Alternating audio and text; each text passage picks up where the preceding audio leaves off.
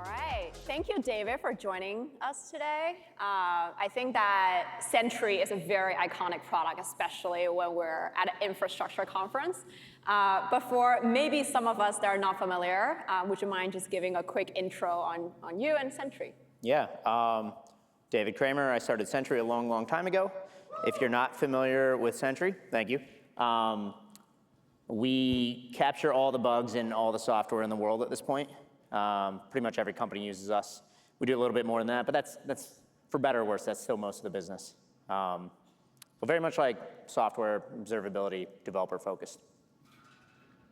Awesome.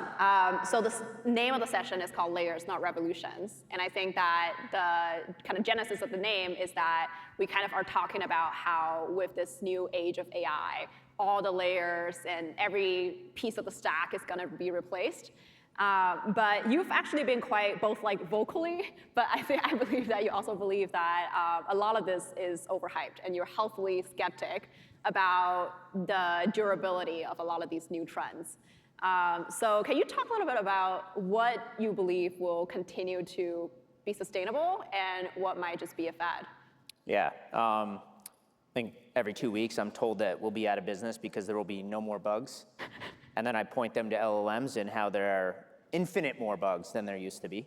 I used to tell people early, so Sentry's been around a long time, but like 2015 era when we were venture funding, I had to describe sort of my view of the world. And my view of the world at the time, because clouds, if anybody has forgotten, 10 years ago, not every business was running on a cloud provider. It was still like you would have some that were like no cloud whatsoever. I don't know if that's true anymore. There's still some that run data centers, but if you go back in time, you're like, oh, for me it was very clear data center to cloud. But if you step back and you're like, well, does that mean data centers are less valuable or they make less money? Or if you were one of those networking people, your job's less like valuable? No. It just meant the growth was plateauing of that sort of industry, which strangely now is coming back. And I think of everything the same. Like everything in technology is like a building block fundamentally. Like one new advancement doesn't really replace anything before it for the most part. At the very least, it builds upon it, and then sometimes it like evolves along the way. But when I look at that, like for example, in our business, we capture a lot of logs and errors and traces and all these other things. And you could argue, well, like if AI writes software for us, maybe it doesn't write bugs, then why does our business exist? I'm like, probably doesn't, but I also don't see that happening. And I think there's sort of a meta thing of like, if that does happen, it's over a very long horizon. And anybody that's stagnant, and you can call out some 3-letter company names that you can come up with, you're kind of always advancing with what the technology is. But again, it builds on each other. And so, I don't know, that's how I see things, but you can look for infinite prior art in the industry that very rarely does technology go away. And if it does, it's over a very long horizon. Yeah, I think it's very interesting that you're both kind of on the one hand, like being healthily skeptical, but on the other hand, like you are tinkering on Twitter. Like you are kind of like trying out new products and also have built a couple really AI native products like Walden, Seer, that are adjacent to Sentry. Mm-hmm. So how do you kind of keep both headspaces? So we used to always say, like many of you, we have some random like bad tagline for our company. I don't know what it is offhand, but it was something about we catch bugs or we find, but I don't know. And we sort of evolved that, like what if we could find and fix them, which we cannot, to be clear today. But you can imagine like what becomes possible when there is new technology. So one thing that's really exciting that we can do today that we couldn't do before is we can do root cause analysis with the click of a button, right? It's not cheap, mind you, but that was like impossible to do before. If you've ever worked in big systems, like correlation of anomalous events was like awful. It was some mathematical thing and it was like flaky. And then what you'd have like these anomaly detectors and one would fire, but then 100 more would fire. And so you're like, I need an anomaly detector for the anomaly detectors. And what's cool now is like LLMs just like unlock a new set of functionalities that we can build on top of the thing. Again, it's like a building block. And so I always describe to people, I'm like a very healthy skeptic of everything by default. And even LLMs, I was at first. To be fair, they were not great at first. But once you can see the value in something, you can kind of like then unlock, like, well, what could I do with that? And so, you know, I'm in the fortunate position where Sentry is a later stage company, and I've hired some executives in, so I get to write a lot of code these days. And there are quite cool things that you can do, but you get grounded very quickly in what the state of the art is. And so, for example, everybody's favorite subject lately is there's a lot of code that is being generated. It's not necessarily good. And code review is, for example, one of the big areas that people like to play in now. And they're literally, it's like week to week, the conversation changes. But like the conversation of like this week might as well be like, well, what's code review becoming? And even Anthropic, I think, launched code review today, which is absurdly expensive, by the way. But also everything is absurdly expensive. And I think it's just interesting the way we create new problems and then choose to solve them. I forget what I'm not an academic. There's a theory or something where it's like the more compute we have, the more we'll consume. Yeah, Jevons paradox. Yeah, and it's not always like we've become more productive with that compute. Yeah. And so you got to wonder, is this going to be similar? And it feels like it could be similar right now. So. Yeah, like speaking of the subject of productivity, we kind of talked about in the back room there how you actually don't find that much productivity gain just yet. From AI agents, and to the extent that you haven't personally experienced, or at least Sentry hasn't really made drastic moves on headcount because some of these impacts are still unknown. Like, what are some of the heuristics that you have there? Well, we budgeted more for developer tools than we ever have in the history of our company, which is not that much in the grand scheme of things. We added $15K per developer for Claude Code, which is not enough, by the way. My spend is $200 to $300 a day. I'm on the higher end, to be clear, but it's a lot. Do I get $200 or $300 a day in ROI? No. So, by the way, it can't be one-to-one. I need like $3,000 a day in ROI for that spend to be justified. And so, I think we're still early on that. But I think using the technology, learning the technology, understanding the negatives and the positives, how it works, because it's not fundamentally changed that much since it first came to be. And you really got to get familiar with it. So I think that's really important. I'm very bullish at from a headcount, a lot of people I'm sure in this room as well, hiring is very hard right now, and it's not because people are not hiring. It has nothing to do with that. It's probably because a lot of investors are giving them money, to be fair. But there's been no change in our business from a hiring mechanics, from a productivity mechanics. Some people are doing more, I think, and we're starting to be able to optimize how people spend their time, but it's very little here and there. A great example, our CFO is an avid Claude Cowork now user, and he was showing me the other day, he's like, I think Hex we use now, or we're trialing or something, and it's pretty good so far. But he's like, yeah, we wired Hex up to Cowork or something, and I had it generate me this report of the last, 6 weeks of signups or something. I don't even know if it was correct, but it was like, free insight, right? Did we do anything with it? No. But you can imagine if we did, and we didn't have to go ask somebody on the data team to build a new thing. All these little things that you can optimize out, but that's always technology. I always tell people technology is only a productivity tool. It has no other purpose to exist at the end of the day. And so this is just another version of could we be more efficient in X, Y, and Z kind of things? And we're just obviously still super, super early in it. Engineering probably being the most mainstream version now, but even that, you can see all the flaws of it, and so. Yeah, because I think you strike me as someone that's very opinionated about those technical flaws and potentially what, despite kind of the seeming rising adoption of AI agents and these coding agents, and the kind of code quality that they have, from your perspective, why do they suck?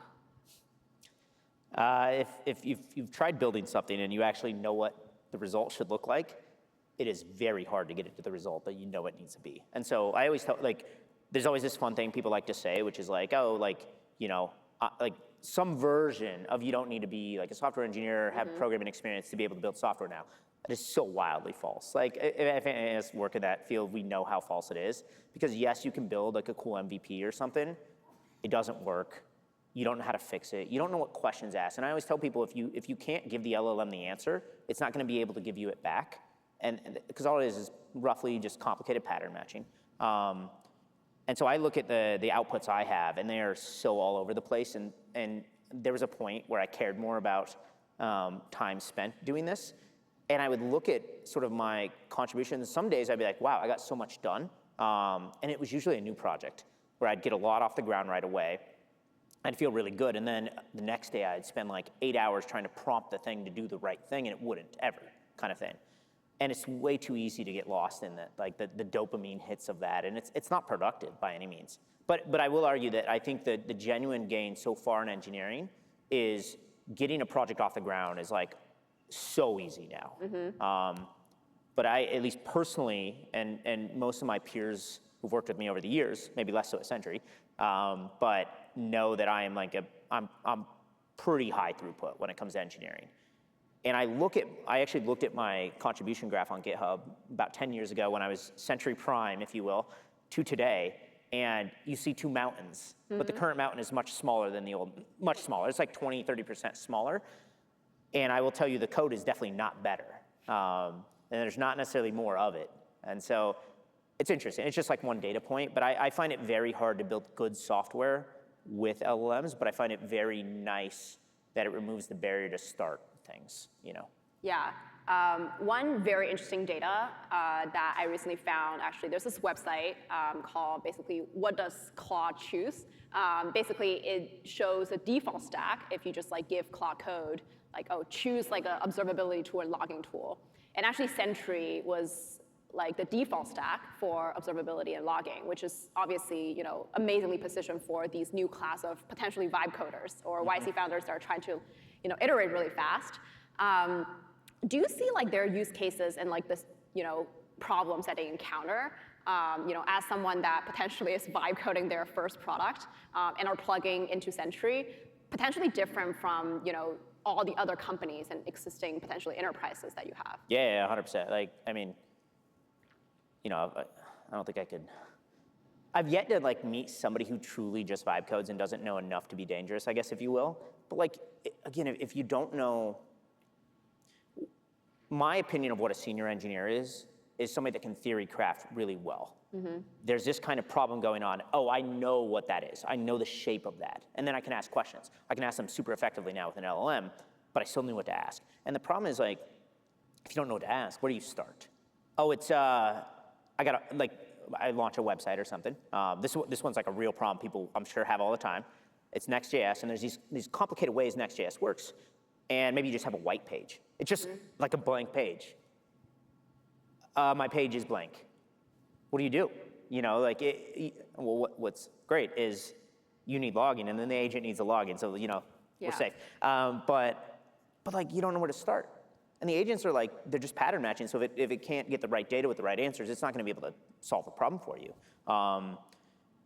And so then you think about that, and it's like, well, is there an evolution of Sentry, or a completely different product, to be clear, that maybe isn't even us, that caters more towards those types of people? And I always think of it like, well, if you're on Squarespace and something's broken in your website, you're not installing Sentry. It made no sense. Do you now install Sentry if you're using like V0 or Bolt or something? I don't know. But the cool thing that also can build on top is you can actually make products easier to reason about as long as you can afford the compute. And so maybe there's a world where it does bridge a little bit more and sort of entry-level software gets easier, and it's unclear about the other side of the spectrum, but I don't know yet. Like, we'll see. I'm skeptical that, the flower shop down the street is gonna start vibe coding their own, e-commerce app. I think they're just gonna go buy Shopify and not care, personally. But we'll see. Yeah. Given that you, going back to some of these experiments that you've built with like code review, with potentially this like one-click kind of getting insights from your logs, how do you contain maybe some of these experiments that potentially could or could not be part of the Sentry product? Like, what are some benefits of keeping them separate versus like potentially integrating immediately? How do you think about that? It's hard. I had to send around a thing at the company and be like, hey, I built an open source competitor. Technically, it's not open source. I built a source available competitor to our paid product, and you should be okay with it, and here's why.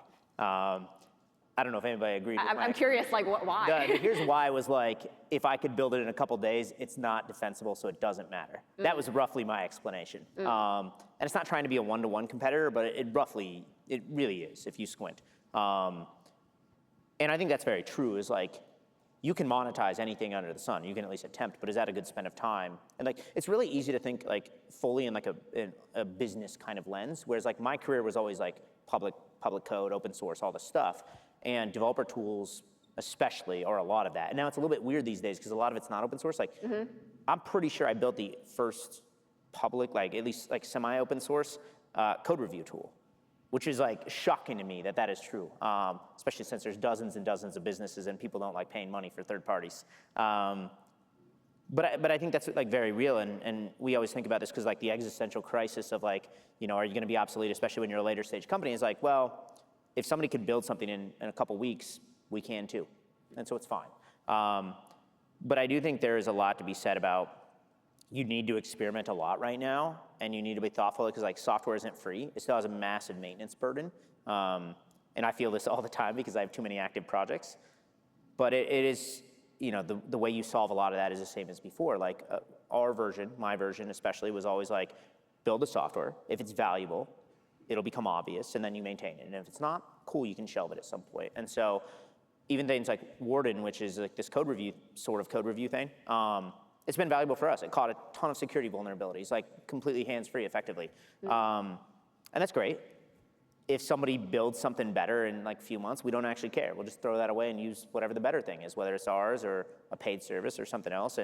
But the learnings we got along the way that we might be able to apply to other things we do are like really, really valuable. And as an example, we took that and we benchmarked our own product with it. And unfortunately, the benchmark was not useful. But I think the most important thing I can tell anybody, and because I'm in the fortunate position where I create budget and remove barriers at our company, people have to be using the technology, and they have to use it as much as they can right now, in the sense of like, you can't have like guardrails on a lot of this. But at the same time, a lot of the way you approach the problems has not changed significantly. And even here at like Daytona's event, it's like sandboxes aren't a new idea. Yeah. The value of them has changed. I would argue the value of them is a lot higher than it ever was before. And I think that's going to be true for a lot of businesses. So. Yeah, outside of, let's say, sandboxes, given this is like, I think one framework that you have, which is around, back to the session name, which is layers. What are some layers, if you're being more specific, that you think, you know, kind of, if you were to name these different layers that will be added to Sentry when you're kind of talking to the product team or the current CEO about the product roadmap? Like, what are your mental models? Yeah, I think one thing that is very clear to me, and I saw the little bit of the talk earlier about with Postman and whatnot, but one thing that's very clear to me is like APIs are actually, once again, very, very important. And it's unclear what that's actually going to mean. There's a risk that APIs become much more of like a paid gateway, which would be great for some and very bad for most of us. But I think APIs and the way you consume sort of developer tools, if you will, because those are really important because we are building agents. It's not necessarily the agents that's going to consume everything, but like we actually want to interconnect a lot more services now. We need to do it in different ways than we did before. So I think that's really important. But again, it's a building block of a previous technology. It does change though. MCP is a great example of it's not the same API as it used to be. It's an API that's a little bit more catered towards agents. Here's a really good example. Our docs website, Vercel does something similar. It serves a completely different set of, it's not completely different, but it's pretty different set of content if it is hit from an agent. It tries to token optimize the whole thing. It tries to work around some limitations of LLMs. But the docs are still the docs. This is just a second thing we built on top of those. And so you're going to see lots of things like that. But I think the fundamentals are still the fundamentals. And then it becomes, we always talked about this as like, the business stays as is. There's this whole thing for Sentry, which is like, we have all the logs and the traces and the errors and everything else. And then you build a second thing on top of that. And maybe one day that underlying thing becomes less important to like the developers of the world. Maybe agents consume it more.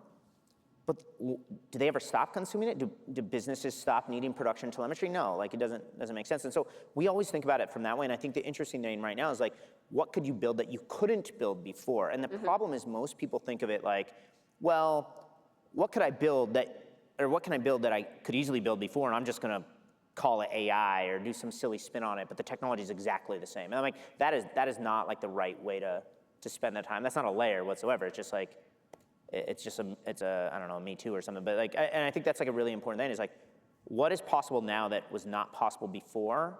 And does that build upon previous things? Because if it doesn't build on previous things, I would have a hard look and be like, well, am I like hallucinating? Is this like a real opportunity, or is this just like me probably being too optimistic or something? And so I don't know. My general opinion though is just like, largely speaking, the building blocks of tech have always stayed the same, and they've just like kind of iterated on over and over. So Yeah, going back to doing something that wasn't possible before, there's this concept that we were just talking about called self-healing agents. Basically, the idea is that like an agent can basically self-improve based on usually logs and like what has happened before. And Sentry actually seemed uniquely positioned. Like obviously, like there are many startups that claim to be also kind of going after this market. But a lot of times, you talk to them and they're like, where do you get your logs from? They're like, we need to integrate with Sentry. So it seems like a lot of the value still accrues to basically that system of record almost for what the agent have done. What are some of the examples, and this can be like super high level and speculative, of potential applications that can build on top of this agent system of record? You mean particularly with from our focus, or? Yeah, from your focus. Yeah, so I mean, self-healing is a broad concept, but it's interesting because you think about, I'm a big fan of reverse engineering, and so it's even when we started Sentry, we had to reverse engineer the business out of it, what would be, because you can't build a single product business. And we're well, we have all this data. How do we make it more useful? What could it become? And even when you think about self-healing or something, one, there's well, could we do reinforcement learning and have a better debugging approach or detection approach? I don't know.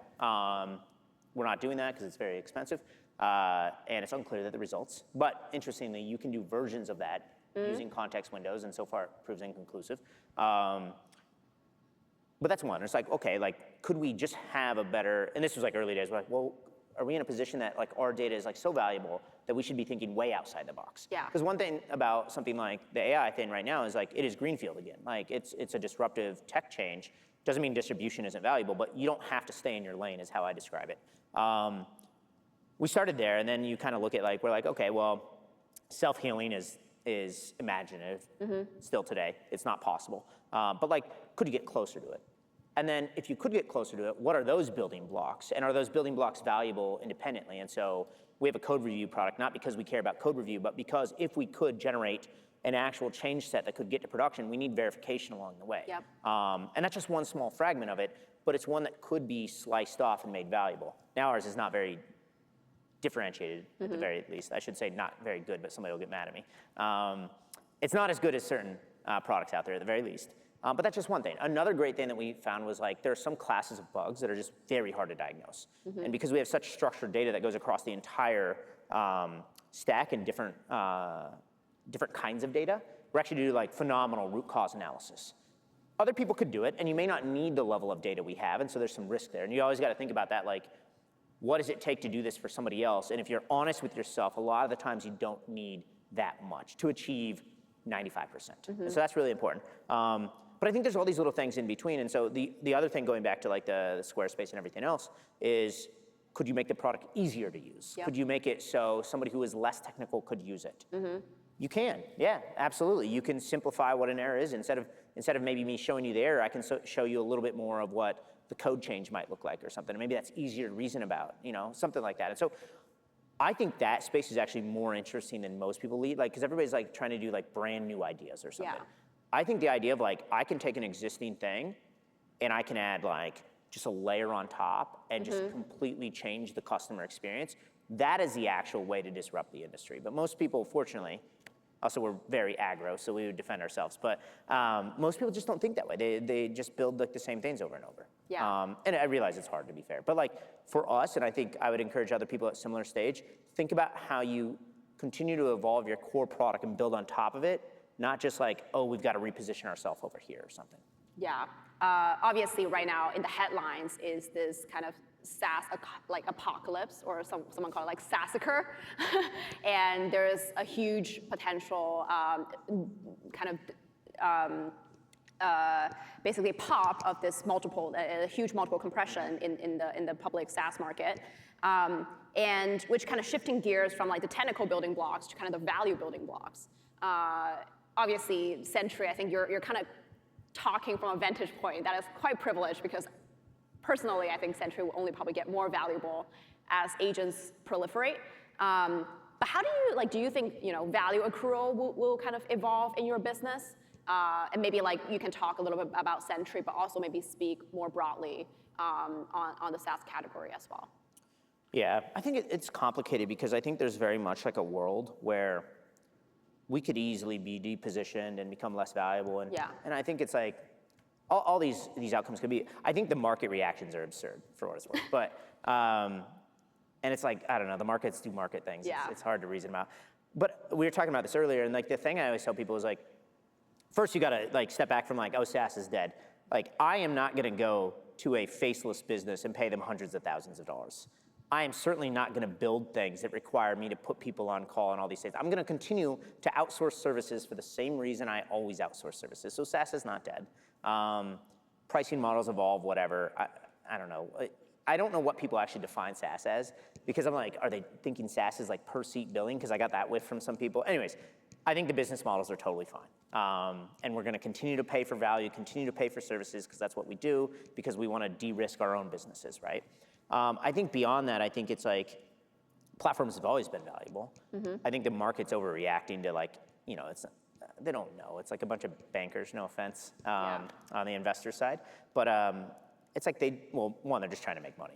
But it's like Anthropic will put out a press release about something so insignificant, and then every product in that category loses like 10 points or something. And you're like, makes no sense. Like, it has nothing to do, like, I don't know. And it's, so I don't know. I don't know that there's a rational way that you can or should defend that.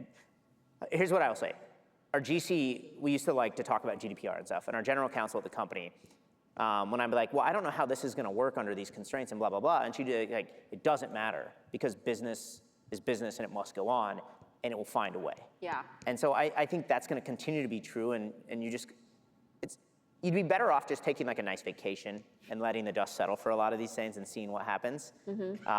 Turning off the internet every so often and just ignoring things. Touch glass, yeah. Yeah, it's because it's like there's just a lot of things that happen day to day, and they actually end up not being that significant. Yeah. You know, just like a phase, a fad. And I think, I don't know, crypto still hasn't replaced much. It's a good analogy. And so I think this will change. I think this is way more valuable than crypto, to be clear. I think this actually does change tech a lot, but it's not going to flip everything on its head. It just doesn't make any sense. There's no rational reason to believe that. And so I don't know. And these are the things I'd be like, just don't worry about it. You know? Yeah. The final question is actually, given you are healthily skeptical and pretty, I would say, pragmatic about a lot of these changes, but personally, are there anything that you're tinkering right now that keeps you up at night? Ooh, I'm always tinkering on something. I built a Slack bot the other day. Here's my favorite. I have this agenda at the company. I'm like, I need everybody to use AI all the time. In the sense of like, improve the quality of your work by leveraging technology, right? Especially because we've opened up budget, which is like still uncommon. Like, it's uncommon that a business of our size would basically be like, hands-free, you can use Claude Code. Like, every team, we have relaxed all IP constraints at the company. We've given it to every single person at the company. We've I guess we're being recorded, but we've asked for forgiveness. Let's be smart. Don't mess things up, otherwise you're in trouble. But like you have access to the tools. Use them. Learn how to use them. And it actually requires much more than that. And so a recent example was, if you've worked with the recruiting teams, it's often very hard for them to find the kinds of people you want to hire at the company. Usually what happens is like they try to refine this funnel. They bring a bunch of names to a hiring manager, and the hiring manager's like, well, maybe this one.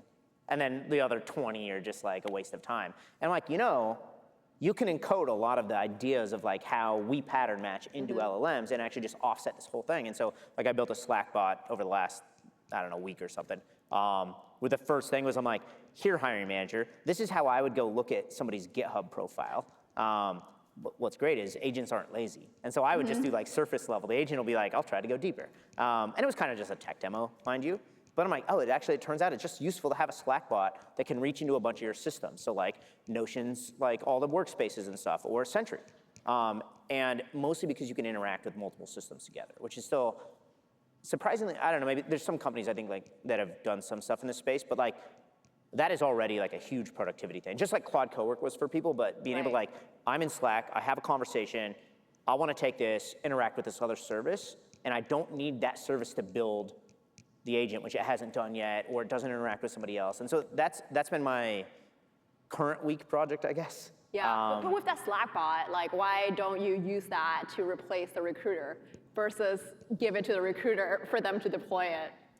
I mean, there's just too much work. Well, there's too much work, and you still have to people have to manage the thing. I'm very much a believer of human in the loop. And I would just rather the recruiters be able to do even better work than they can today with better tools instead of wasting their time on stuff that is either they didn't need to do in the first place or that is just inefficient or something. Again, technology is for the efficiency then. And that's the big thing for me is I don't think it might replace jobs is a strong word.